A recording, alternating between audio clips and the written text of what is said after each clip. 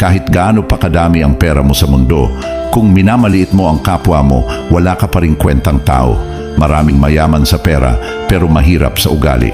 Akala nila na bibili ng status at title ang respeto, pero sa totoong buhay, character pa rin ang tunay na sukatan. Hindi mo kailangang tapakan ng iba para maramdaman na angat ka. Ang tunay na successful na tao, marunong lumingon at umunawa. Walang halaga ang yaman kung wala kang puso. Minsan yung mga tahimik at simple pa ang mas may lalim. Hindi sila maingay sa achievements, pero dama mo ang respeto sa kilos at salita. Doon mo makikita kung sino talaga ang may class.